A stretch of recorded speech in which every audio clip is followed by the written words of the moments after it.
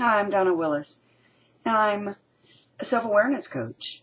And I really want to tell you why I'm a self-awareness coach. I want to get you familiar with me. I want to get you familiar with my drive and what motivates me to help you know more about yourself. First of all, I can tell you that in the broad world of coaching, and it is definitely a booming field, it seems that there just seems to be this awakening or awareness trend of people wanting to be better people. I mean, let's look at the world around us. We hope people are wanting to be better people.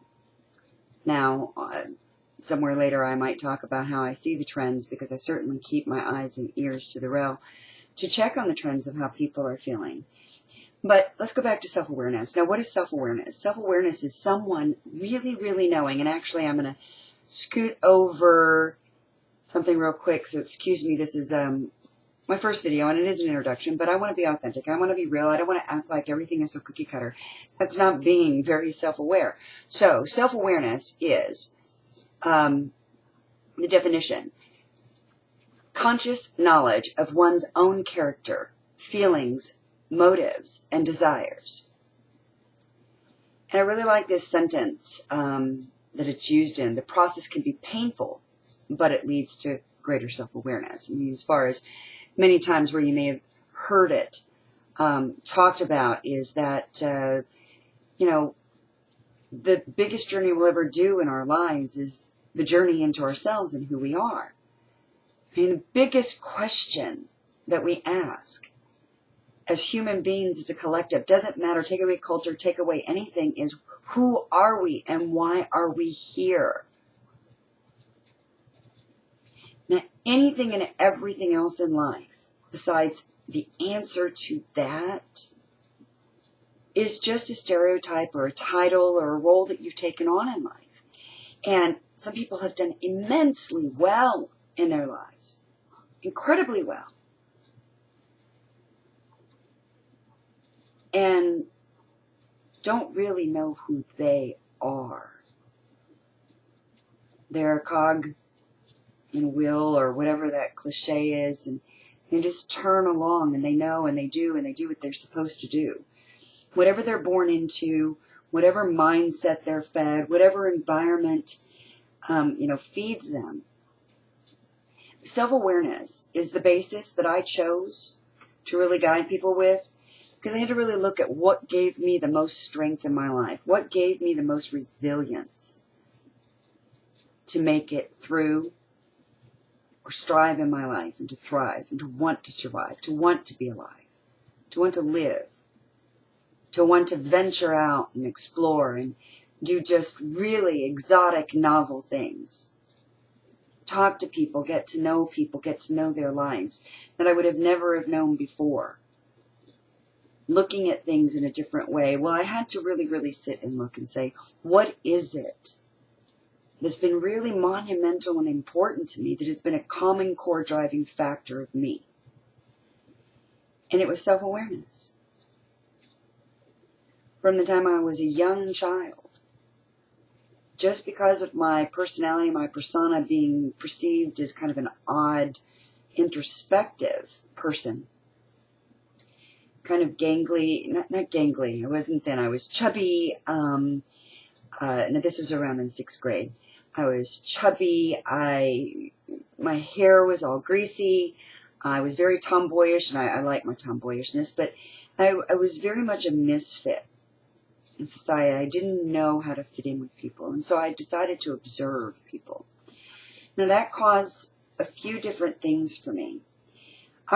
Distinctly I remember these things, and that's what self-awareness does, is you literally know and can go back into different parts of yourself, be familiar with them, and know every part of it, so that if any part of that memory shows up in your current life, you know the territory already. It's not a surprise, and you can stop it or use it if it's something beneficial. So back to that, I spent a lot of introspective time and really looking and trying to figure out these people.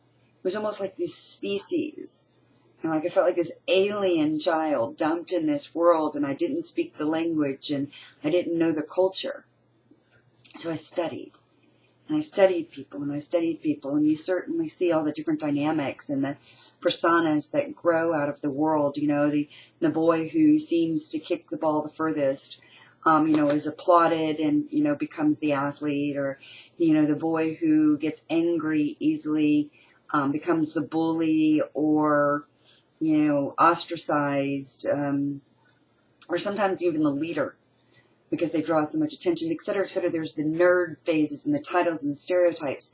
But we go through all of these things, and my common thread through every stage of my life, no matter what title I picked up, no matter what persona and stereotype I made for myself in my life, whether it be mother, wife, nonprofit leader, public relations director, CEO, president of my own company, founder of a nonprofit, non-curriculum school, guided school, just different things that I've taken on in my life.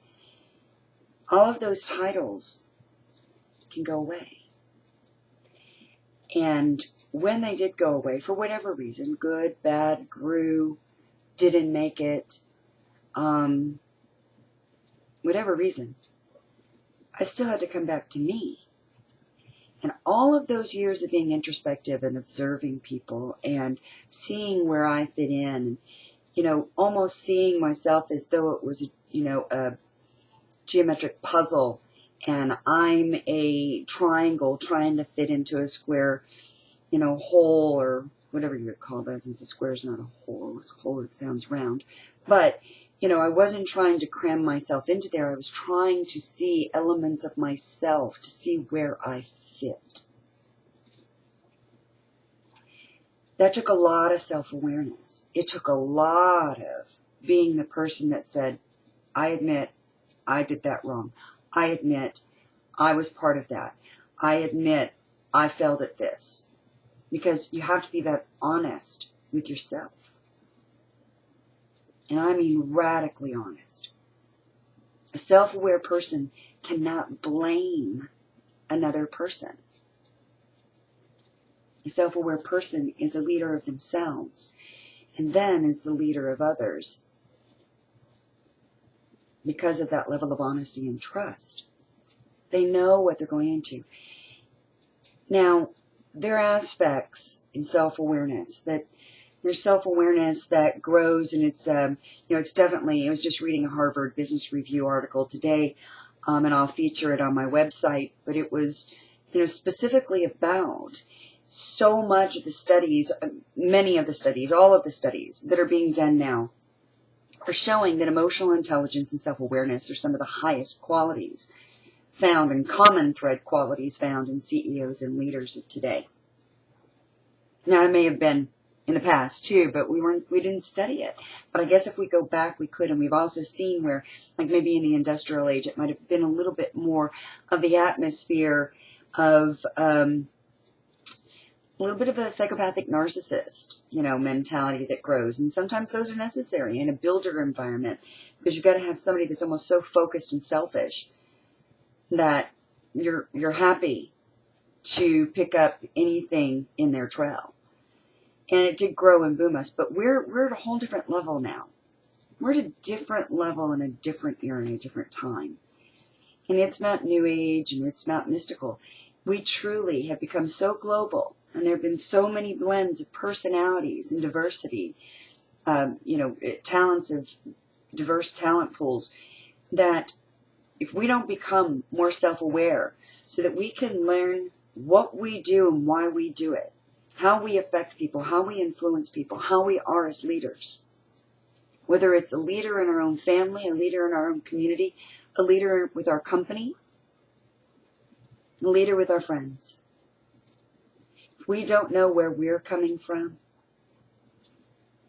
if we don't know how it feels to experience something that others have experienced, and if we don't know how to build an empathetic way of hearing and motivating people, then we become disconnected from others. And then others become disconnected from others. And the organization and the situation or the outcome that we want may or may not happen, but it's going to be superficial.